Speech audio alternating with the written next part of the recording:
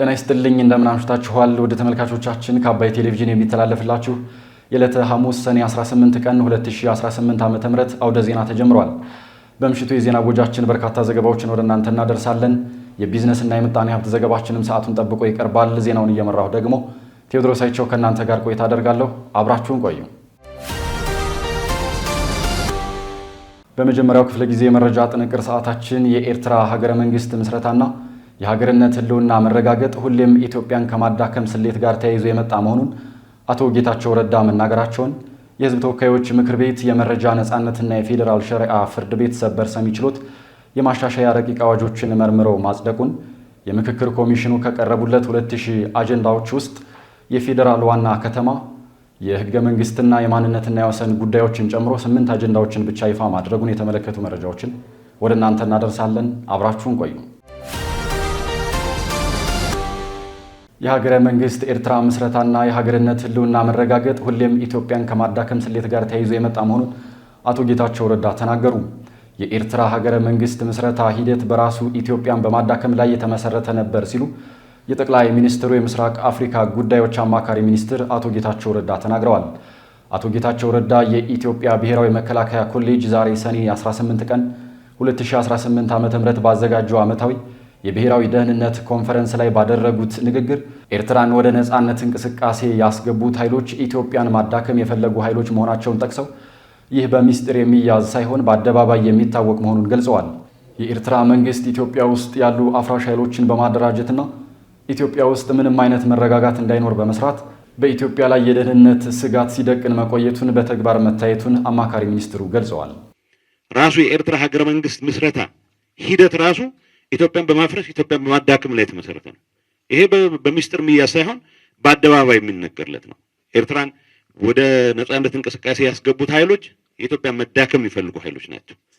በሂደት ኤርትራውያን ትግል ውስጥ በመግባታቸው ሀገር ሆነው ዩፎሪያውም የቱንም ያክል በሀገር ፍቅር ስሜት ላይ የተመሰረተም ቢሆን የኤርትራ የሀገርነት መቀጠልና ለመቀጠል ካልኩሌሽን ሁሌም ኢትዮጵያን ከማዳከም ጋር ተለያይቶ አይታይም። ጤነኛ ግንኙነት አለን ብለን ባመንበትም ዘመን ሳይቀር የኤርትራ ህልውና መረጋገጥ በአደባባይ ከኢትዮጵያ መዳከም ጋር የሚያያዝ ነው። ይህንን ግምት ውስጥ ስናስገባ ታሪኩን በተወሰነ ደረጃ ማንሳት ተገቢ ነው የሚል እምነት ስላለኝ ነው። አቶ ጌታቸው ረዳ ኤርትራና የህወሓት ቡድን ስለፈጠሩት ጥምረት ሲናገሩም በምህረት ላይ የተመሰረተ አይደለም ብለዋል። አማካሪ ሚኒስትሩ አክለውም ፕሬዝዳንት ኢሳያስ አፈወርቂ ላለፉት 50 ዓመታት አሽከሮችን የመሰብሰብ ከፍተኛ ብቃት አዳብረዋል ሲሉም ገልጸዋል። ኤርትራ ኃይሎችና በህወሓት መካከል ያለው ግንኙነት የፍቅርና የጠብ የሚመስል ግንኙነት ነው። የጋራ ዓላማ አለን ባሉበት ሰዓት ተባብሮ ይሰራሉ። አንዱ የዛኛውን ዓላማ ሊጋፋ በሚሞክርበት ሰዓት ወደ ጠብ ኢቭን በትጥቅ ትግል ጊዜ ተመሳሳይ የጠቡም የግጭቱም ጥልቀት መጠን ይለያይ ይሆናል እንጂ ኤሴንሻሊ መርህ ላይ ፖሊሲ ላይ የተመሰረተ ተብሎ ሊቀመጥ የማይችል ግንኙነት ነው የነበረው። የቲፒኤልኤፍ ምስረታ ላይ ኢፒኤልኤፍ የነበረው እገዛ እንደተጠበቀ ሆኖ ቲፒኤልኤፍን ሙሉ በሙሉ ለመቆጣጠር የነበረው ፍላጎት ቲፒኤልኤፍ ደግሞ ከዚህ ለቁጥጥር ላለመገዛት የነበረው ዝንባሌ ግምት ስናስገባ ግንኙነቱ እንደየ ሁኔታው የፌር ዌዘር ፍሬንድሺፕ ነው የሚባለው በእንግሊዝኛ። በመጥፎ ጊዜ በጣም አደጋ ላይ የሚወድቅ ግን የጋራ ዓላማ አለን በሚያስቡበት ሰዓት ሞቅ የሚል ግንኙነት ነው የነበረው። ፕሬዝዳንት ኢሳያስ ድርጅቱንም የመሰረተው ኢሳያስ በተለይ ፒኤልኤፍን ከዛ በፊት የጀብሃ እንቅስቃሴን አዳክሞ ኢፒኤልኤፍን የመሰረተው ኢሳያስ አሽከሮችን የመሰብሰብ ከፍተኛ ብቃት ነው ላለፉት 50 ዓመታት ያዳበረው።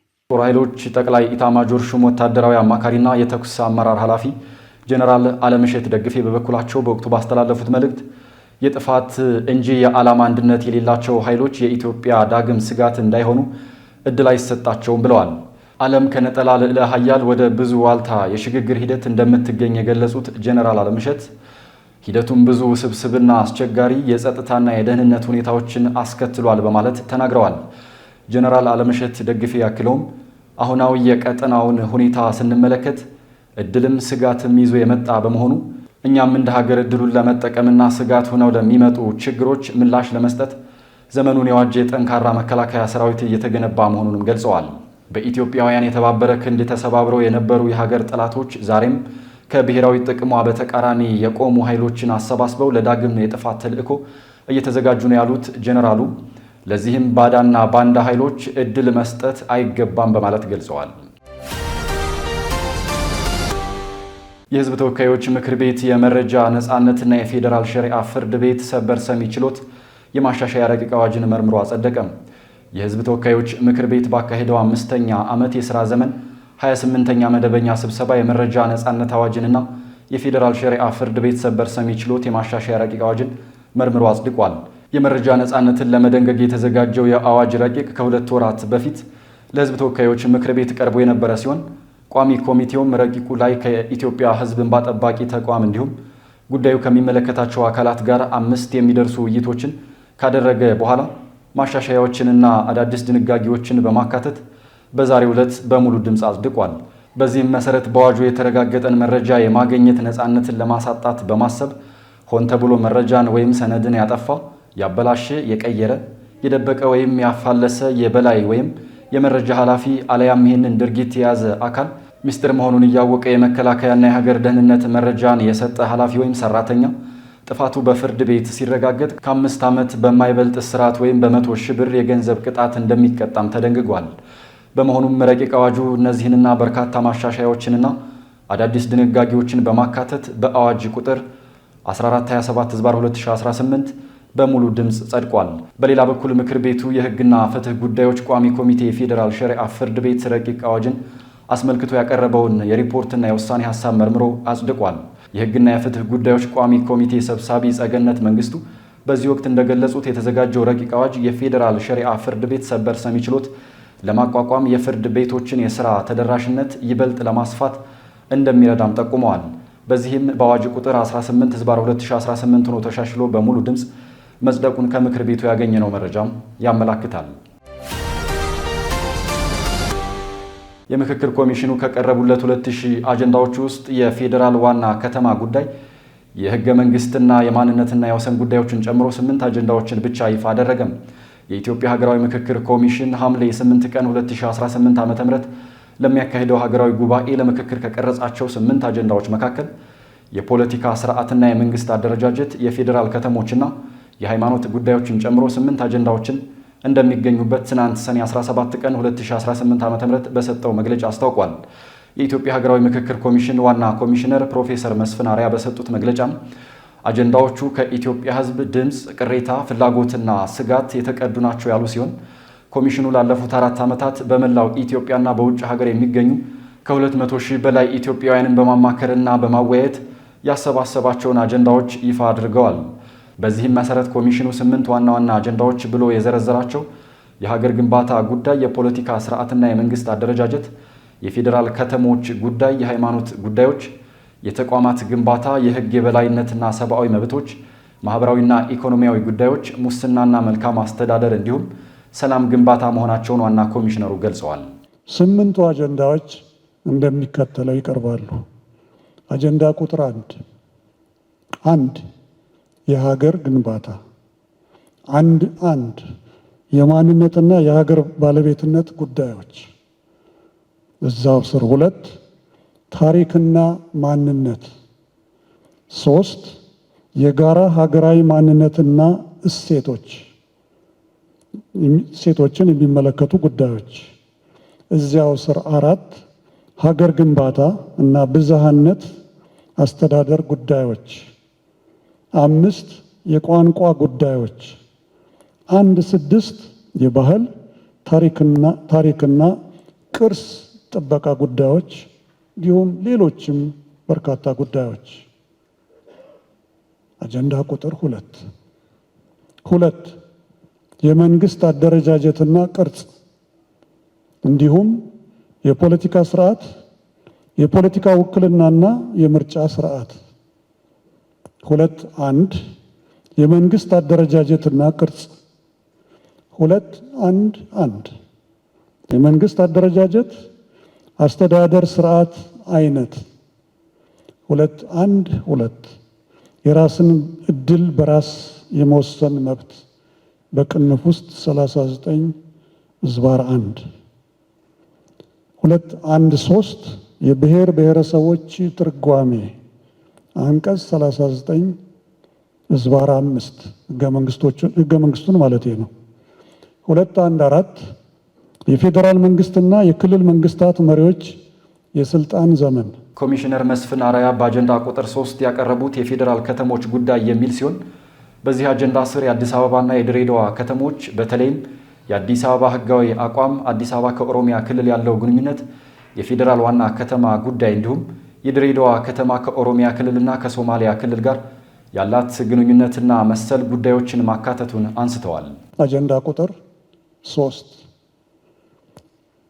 የፌዴራል ከተሞች አዲስ አበባና ድሬዳዋ 3.1 የአዲስ አበባ ጉዳይ 3.1.1 የአዲስ አበባ ህጋዊ አቋም እዚያው ስር አዲስ አበባ ከኦሮሚያ ክልል ጋር ያለው ግንኙነት ከዚያው ስር አዲስ አበባ ከተማ የበጀት ድርሻ ጉዳይ 3.1.2 የፌዴራል ዋና ከተማ ጉዳይ 3.1.3 የአዲስ አበባ ፖሊስና ፍርድ ቤት ጉዳይ 3.1.4 የአዲስ አበባ ወሰንና የቦታዎች ስያሜዎች 3.1.5 የአዲስ አበባ ከተማ የሥራ ቋንቋ 3.1.6 የአዲስ አበባ ከተማ ታሪካዊ ቅርሶች አካታችነት ጉዳይ 3.2 የድሬዳዋ ጉዳይ 3.2.1 የድሬዳዋ ህጋዊ አቋም 3.2.2 የድሬዳዋ ከተማ የወደፊት አስተዳደራዊ ሁኔታ የህዝቦቿ ውክልና እና ከኦሮሚያና ሶማሌ ክልሎች ጋር ያላት ግንኙነት 3.2.3 የድሬዳዋ በፌዴራል መንግስት ውክልና እዚያው ስር ድሬዳዋ በፌዴሬሽን ምክር ቤት የሚኖራት ውክልና ጉዳይ። አጀንዳ ቁጥር 4 የሃይማኖት ጉዳዮች 4.1.1 በሴኩላሪዝም እና በሃይማኖት ነፃነት መካከል ጤናማ ሚዛን መጠበቅ 4.1.2 የሃይማኖት ነፃነትና ገደቦቹ። ዋና ኮሚሽነሩ ኢትዮጵያ ዘላቂ ሰላም፣ ሀገራዊ መግባባትና የጋራ እድልን በጋራ መበየን በሚያስፈልጋት ታሪካዊ መስቀለኛ መንገድ ላይ የምትገኝ በመሆኑን ገልጸው ኮሚሽኑ ለግለሰቦች፣ ለሲቪል ማህበረሰብ ድርጅቶች፣ ለፖለቲካ ፓርቲዎች በሩን ክፍት በማድረግ አጀንዳዎችን መሰብሰቡን አመልክተዋል። የምክክሩ ስኬት የሁላችንንም በጎ ተሳትፎ ይጠይቃል ያሉት የኮሚሽኑ ዋና ኮሚሽነር ፕሮፌሰር መስፍን አርአያ ሁሉም የህብረተሰብ ክፍሎች በሂደቱ ላይ በንቃት እንዲሳተፉም ጥሪ አቅርበዋል። የተወደዳችሁ ተመልካቾቻችን እየተከታተላችሁ ያላችሁት ከአባይ ቴሌቪዥን የአውደ ዜና የመረጃ ጥንቅር ሰዓታችን አሁንም ቀጥሏል። ወደ ሁለተኛው ዙር ጥንቅራችን ስናልፍ ደግሞ ፖሊስ በለሚ ኩራ ክፍለ ከተማ ወረዳ 13 በሚገኙ ሆቴሎችና መኖሪያ ቤቶች ውስጥ አደንዛዥ እጽና ሽሻ ሲጠቀሙና ሲያስጠቅሙ ነበር ባላቸው አካላት ላይ እርምጃ መውሰዱን የመከላከያ ሰራዊት አመራሮች በጅቡቲ የሚገኙ የፈረንሳይ ጦር አዛዥ ከመሩት ልዑክ ጋር በጸረ ሽብርተኝነት ዙሪያ መምከራቸውን ጨምሮ ሌሎች ዜናዎችን ደግሞ ዘነበሉፍ እንደሚከተል ያቀርባቸዋል። አብራችሁን ቆዩ። የመከላከያ ሰራዊት አመራሮች በጅቡቲ የሚገኘው የፈረንሳይ ጦር አዛዥ ከመሩት ልዑክ ጋር በጸረ ሽብርተኝነት ዙሪያ መከሩ።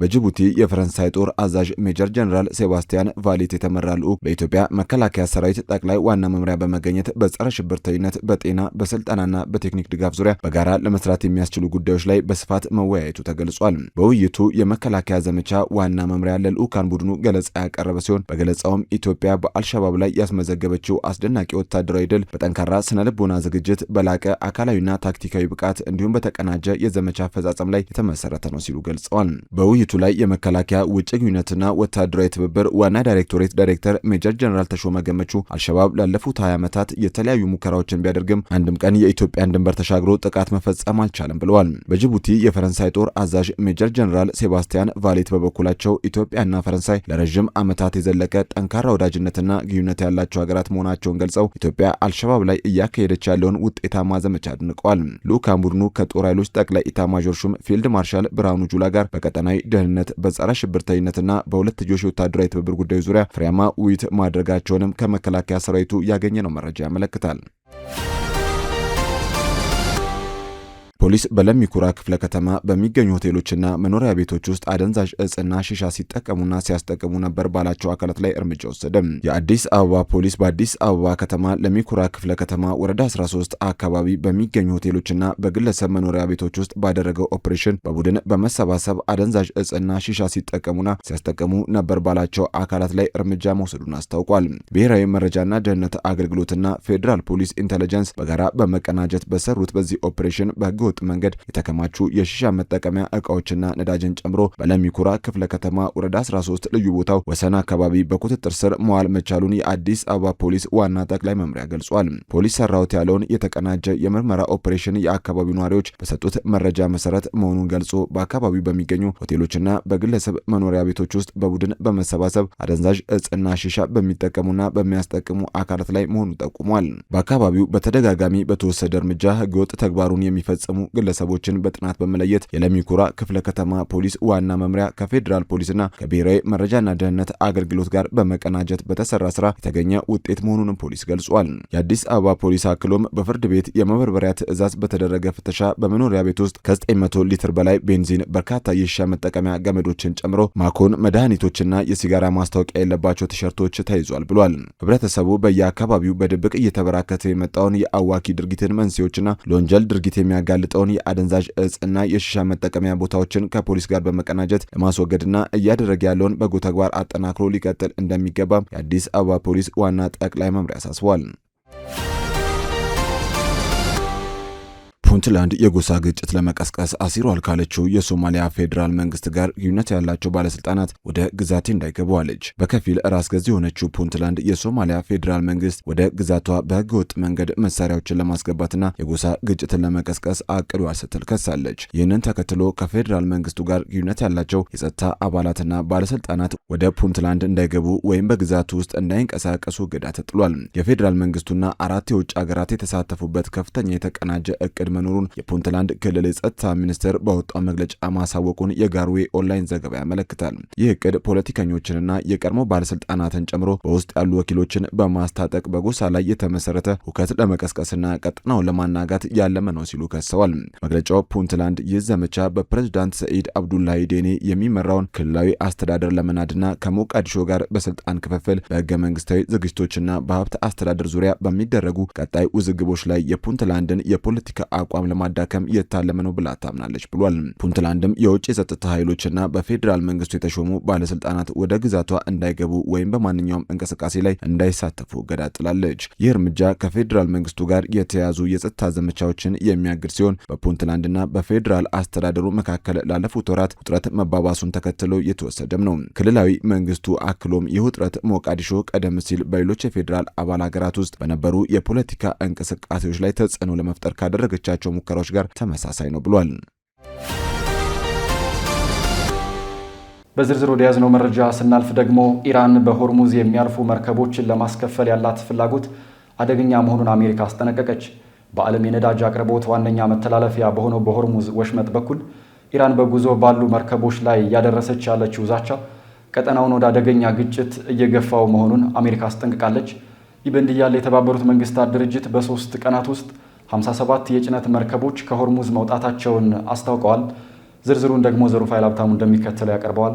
አብራችሁን ቆዩ። ኢራን በሆርሙዝ የሚያልፉ መርከቦችን ለማስከፈል ያላት ፍላጎት አደገኛ መሆኑን አሜሪካ አስጠነቀቀች። በዓለም የነዳጅ አቅርቦት ዋነኛ መተላለፊያ በሆነው በሆርሙዝ ወሽመጥ በኩል ኢራን በጉዞ ላይ ባሉ መርከቦች ላይ እያደረሰች ያለችው ዛቻ ቀጠናውን ወደ አደገኛ ግጭት የገፋው መሆኑን አሜሪካ አስጠንቅቃለች። ይህን ያሳወቁት የአሜሪካው የውጭ ጉዳይ ሚኒስትር ማርኮ ሩቢዮ ኢራን በሆርሙዝ ወሽመጥ በኩል የሚያልፉ መርከቦችን ለማስከፈል ያላት ፍላጎት ወደ ሌሎች የባህር መተላለፊያዎች ላይ በመስፋፋቱ ከባድ ቀውስ ይፈጥራል ሲሉ አስጠንቅቀዋል። የዓለም አቀፍ የባህር መተላለፊያዎች የትኛውም ሀገር ንብረት አይደሉም። ይህም የዓለማችን መሰረታዊ መርህ ሲሆን ከዚህ ውጭ ቢሆን ኖሮ ግን ዓለማችን ሙሉ ለሙሉ በቀውስ ትታመስ ነበር ሲሉ ባህሬን ውስጥ እየተካሄደ ባለው የባህረ ሰላጤው ሀገራት የትብብር ምክር ቤት ስብሰባ ላይ መናገራቸውም ተዘግቧል። ሀገራት በአቅራቢያቸው ያሉ ዓለም አቀፍ የባህር መተላለፊያዎችን በመቆጣጠር ገንዘብ ማስከፈል እንደሚችሉ ከተቀበልን ይህ እንደ ወረርሽኝ በመላው ዓለም ይስፋፋል በማለት ሩቢዮ አስጠንቅቀዋል። አሜሪካና እስራኤል በኢራን ላይ ጦርነት መክፈታቸውን ተከትሎ ኢራን የሆርሙዝ ወሽመጥን ከመዝጋቷ ባሻገር መተላለፊያዋን በመቆጣጠር መርከቦች ክፍያ እንዲፈጽሙ የሚያስገድድ ሕግ ማዘጋጅታለች። ነገር ግን ጦርነትን ባስቆሙ ከአሜሪካ ጋር በተደረሰው የመግባቢያ ሰነድ ላይ ሆርሙዝ ያለ ክፍያ ለሁሉም መርከቦች ክፍት እንደሚሆን ከስምምነት ቢደረስም ኢራን ግን ወሽመጡን ለመቆጣጠር የሚያስችላትን እርምጃ እየወሰደችም ትገኛለች። ይህ በእንዲህ እንዳለ በእስራኤልና በኢራን በሚደገፈው የሂዝቦላ ታጣቂዎች መካከል በሊባኖስ የተቀሰቀሰው ግጭት ሰፋ ያለውን የተኩስ አቁም አደጋ ላይም ጥሎታል። የሊባኖስ መንግስት የዜና ወኪል እንደዘገበው የተኩስ አቁም ስምምነቱ ተግባራዊ ከሆነበት ቅዳሜ በኋላ እስራኤል በሊባኖስ ላይ የፈጸመችው የመጀመሪያው የአየር ጥቃት 2 ሰዎችንም ገድሏል። ይህ በእንዲህ እንዳለ የተባበሩት መንግስታት ድርጅት በ3 ቀናት ውስጥ 57 የጭነት መርከቦች ከሆርሙዝ ባህረ ሰላጤው መውጣታቸውን አሳውቋል። የተባበሩት መንግስታት የባህር ትራንስፖርት ድርጅት መረጃ እንደሚያሳየው በሆርሙዝ መዘጋት ምክንያት መውጫቱ ከቀዩ መርከቦች መካከል ባለፉት 3 ቀናት ብቻ 57 መርከቦችና 1100 ሰራተኞቻቸው ማለፋቸውን ነው ያሳውቀው። ነገር ግን በወሽመጡ የሚደረገው እንቅስቃሴ እየጨመረ ቢመጣም አሁንም ከጦርነቱ ፊት ከነበረው ደረጃም በታች ነው። ከሆርሙዝ መከፈት በኋላ ለወራት የቆሙ በርካታ መርከቦችና ከ11000 በላይ ሰራተኞቻቸው ከአካባቢው መውጣት ከጀመሩበት ባለፈው ሰኞ ወዲህ ምን ያህል መርከቦች መንቀሳቀሳቸውን ድርጅቱ መረጃውን በይፋ ሲያጋራ ይህ የመጀመሪያው ነው። ዓለም አቀፉ የባህር ትራንስፖርት ድርጅት መርከቦችና ሰራተኞቻቸውን በሆርሙዝ ወሽመጥ በኩል እንዲያልፉ የማድረጉ ስራ በአሜሪካና በአካባቢው ሀገራት ቅንጅት የሚካሄድ መሆኑን ገልጿል። ድርጅቱ ባሰራጨው መረጃ ዛሬ ሐሙስ ጠዋት ላይ 12 መርከቦች በሆርሙዝ ወሽመጥ በኩል ማለፋቸውን፣ ትላንት ረቡዕ 32፣ ማክሰኞ ደግሞ 13 መርከቦች ከባህረ ሰላጤው አካባቢ ወጥተዋል። ከነዚህ መርከቦች መካከል የኢትዮጵያ ባህር ትራንስፖርትና ሎጂስቲክስ ንብረት የሆነችው ኤምቪ ጊቤ መርከብ ከወራት ቆይታ በኋላ ከሆርሙዝ ወሽመጥ መውጣቷን ድርጅቱ አሳውቋል። የአባይ ቴሌቪዥን የምሽት ዘገባዎች እንደቀጠሉ ናቸው። ውድ ተመልካቾቻችን አሁን ደግሞ የቢዝነስና የምጣኔ ሀብት ጉዳዮች ወደ እናንተ የሚቀርቡበት ሰዓት ላይ ደርሰናል። መረጃዎቹን ደግሞ ሀና ፍስሐ እንደሚከተለው ታቀርባቸዋለች። አብራችሁን ቆዩ።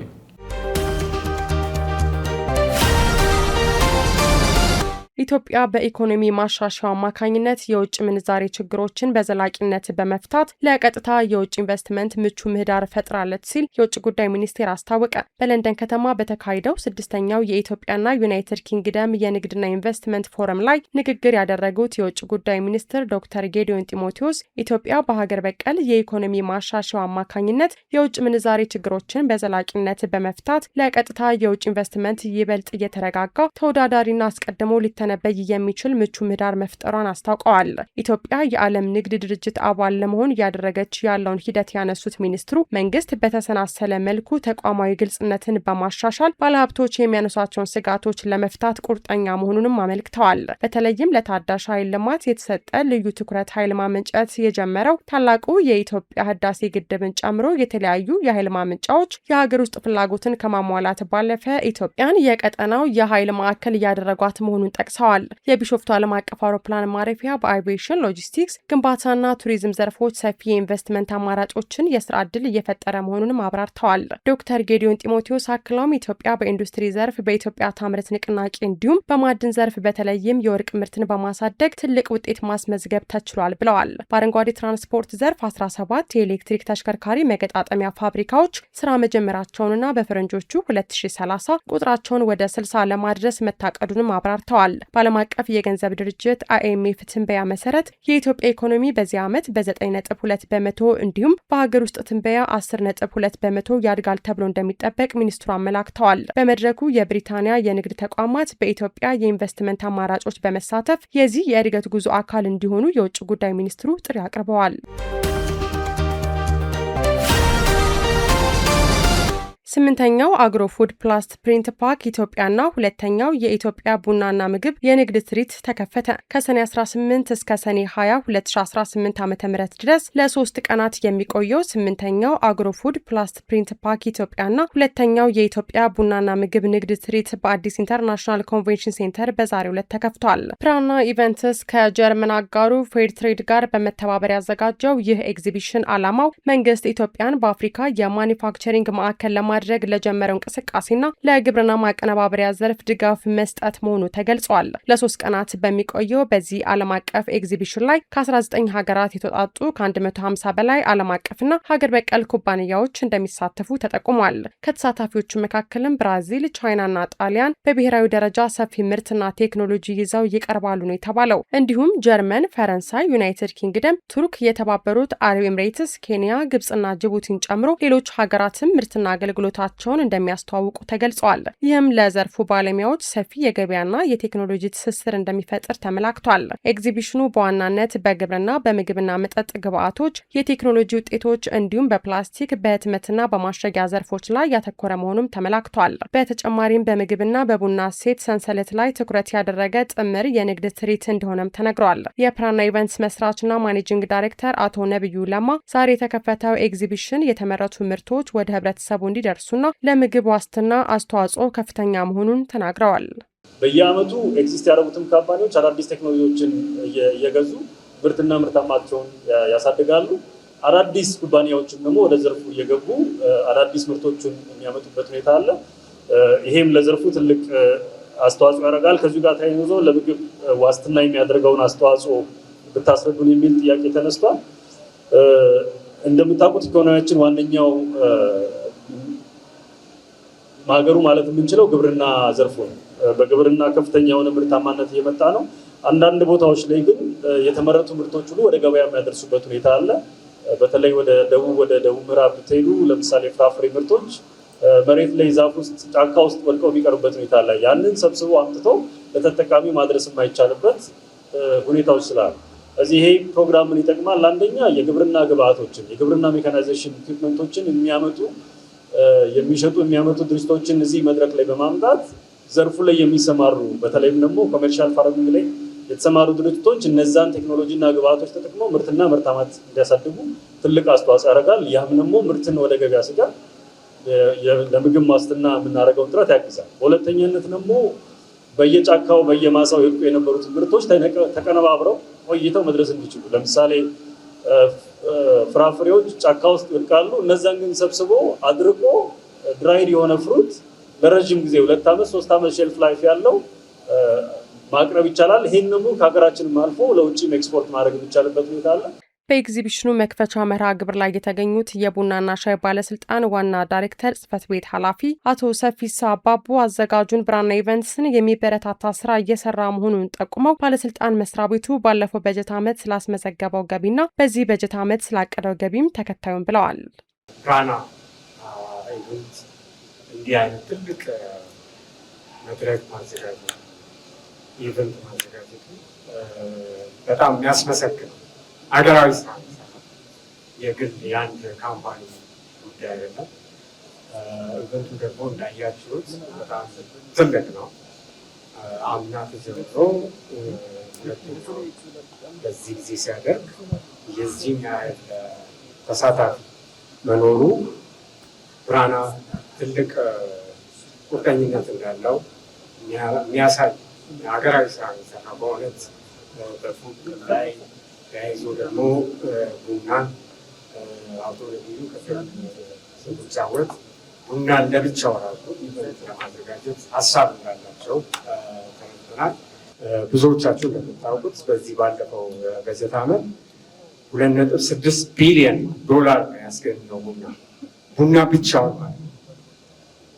እና ይሄ ይቀላል። ይሄ ደግሞ በዚህ በጀት ዓመት $3 ቢሊዮን ለማድረስ እቅድ ተይዞ እየተሰራበት ነው። ወደዛ እየተንደረደረ ያለበት ሁኔታ ያሳያል። ውጤቱ እስካሁን ያለው ሲታይ ማለት ነው። እና የቡና ማሰልጠኛ ማዕከል አለን። በባሪስታ፣ በቡና ቁሊት፣ በቅምሻ እንዲሁም ደግሞ አሁን ላይ በማርኬቲንግ ስልጠናዎች እንሰጣለን። የአጭር ጊዜ ስልጠና ይህን እያሳደግ ነው የምንሄደው ነው የሚሆነው ማለት ነው። ይሄ በምስራቅ አፍሪካ የመጀመሪያ የሌለ ነው። ከኬንያም ድረስ መጥተው ስልጠና የወሰዱበት ሁኔታ አለ። ኢትዮጵያ የዓለም የንግድ ድርጅት አባል ለመሆን የምታደርገው የድርድር ሂደት አካል የሆነውን የሁለትዮሽ የገበያ ዕድል ፕሮቶኮል ከኒውዚላንድ ጋር ተፈራረመች። በኢትዮጵያ የዓለም ንግድ ድርጅት አባልነት ድርድር ማዕቀፍ ኢትዮጵያና ኒውዚላንድ የሁለትዮሽ የገበያ ዕድል ስምምነት መፈራረማቸውን ይፋ አድርገዋል። ስምምነቱ ኢትዮጵያ ወደ ዓለም አቀፉ የባለ ብዙ ወገን የንግድ ስርዓት ለመቀላቀል ለምታደርገው ጉዞ ትልቅ ምዕራፍ መሆኑም ተገልጿል። በሁለቱ ሀገራት መካከል ለረጅም ጊዜ ሲካሄድ የነበረውን የሁለትዮሽ ድርድር ያጠናቀቀው የስምምነት በሸቀጦችና በአገልግሎት ዘርፎች ላይ በጋራ የተደረሱ የገበያ ተደራሽነት ግዴታዎችና ጥቅሞችን ያካተተ መሆኑ ተመላክቷል። ስምምነቱን በጄኔቫ የተባበሩት መንግስታት ድርጅትና ሌሎች ዓለም አቀፍ ድርጅቶች የኢፌዴሪ ቋሚ መልእክተኛ ባለሙሉ ስልጣን አምባሳደር ጸጋ ከበበውና በዓለም ንግድ ድርጅት የኒውዚላንድ ቋሚ መልእክተኛ አምባሳደር ክሌር ኪሊ ፈርመውታል። የስምምነት ሁለቱ ሀገራት ግልጽነት የሰፈነበት በሕግ የሚመራና ልማትን ማዕከል ያደረገ የባለብዙ ወገን የንግድ ስርዓት ለመገንባት ያላቸውን የጋራ ቁርጠኝነት የሚያንጸባርቅ መሆኑ በፊርማ ስነ ስርዓቱ ላይ ተገልጿል። ስምምነቱ በሁለቱ ሀገሮች መካከል ያለውን የንግድና ኢንቨስትመንት ግንኙነት ለማጠናከር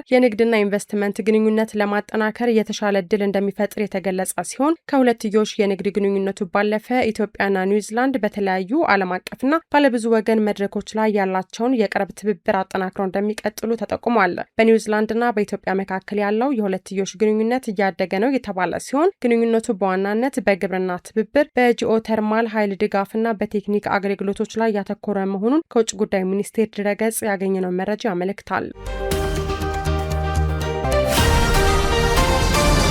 በቆላማ አካባቢዎች የአርብቶ አደሩን የመሬት ይዞታ መብትና በግጦሽ መሬት አስተዳደር ላይ ያተኮረ የምክክር መድረክ ተካሄደ። ላንድ ፎር ላይፍ ኢትዮጵያ በአርብቶ አደር መሬት ይዞታ መብት፣ በግጦሽ መሬት አስተዳደርና በአየር ንብረት ለውጥ መቋቋም ዙሪያ ያተኮረ ሀገራዊ የባለድርሻ አካላት የፖሊሲ ውይይት በዛሬው ዕለት አካሂዷል። ውይይቱ የኢትዮጵያ አርብቶ አደር ማህበረሰቦች እየገጠሟቸው ያሉ ፈተናዎችን ለመፍታት የመንግስት ተቋማትን፣ የሲቪል ማህበራትን፣ የከፍተኛ ትምህርት ተቋማትን፣ ምሁራንን፣ የአርብቶ አደር ተወካዮችን አንድ ላይ ያገናኘ መድረክ ነው። በውይይቱ እንደተገለጸው በኢጋድ ቀጠና ውስጥ ከ50 ሚሊዮን በላይ አርብቶ አደሮች የሚገኙ ሲሆን ይህም የአፍሪካን አጠቃላይ የአርብቶ አደር ህዝብ 21 በመቶ ይሸፍናል ተብሏል። እንዲሁም አርብቶ አደርነት አሁንም ለአኗኗር ዘይቤ፣ ለምግብ ዋስትናና ለብዝሃ ህይወት ጥበቃ ማዕከላዊ ሚና ያለው ቢሆንም ተደጋጋሚ የአየር ንብረት መዛባት፣ ዋስትና የሌለው የመሬት ይዞታ፣ የነጻ ዝውውር መገደብና ለተለያዩ ዓላማዎች የሚደረጉ የመሬት ፍላጎቶች ፉክክር የማህበረሰቡን የመቋቋም አቅም ማዳከማቸውንና ግጭቶችን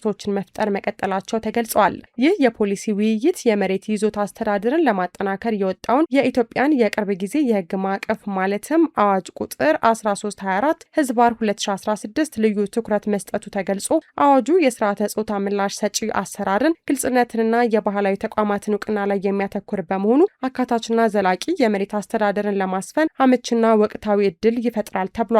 መድረኩ በጋራ መሬት ይዞታ ስርዓቶች ውስጥ የሴቶችና የወጣቶች ሚና ላይ ትኩረት በማድረግ የተካሄደ ነው። በመድረኩ ላይ እንደተነሳው የውይይቱ ዓላማ በአርብቶ አደር መሬት ይዞታ፣ በግጦሽ መሬት አስተዳደርና ከአየር ንብረት ለውጥ ጋር መላመድ ዙሪያ አካታች የሆነ ሀገራዊ የፖሊሲ ውይይቶችን ማመቻቸት እንደሆነ ተጠቁሟል። ስትከታተሉት የነበረው የዕለተ ሐሙስ ሰኔ 18 ቀን 2018 ዓ.ም ከአባይ ቴሌቪዥን ወደ ዜና የመረጃ ጥንቅር ሰዓታችን ይህንን ይመስል ነበር። አብራችሁን ስለነበራችሁ ከልብ እናመሰግናለን። በያላችሁበት መልካም ምሽት።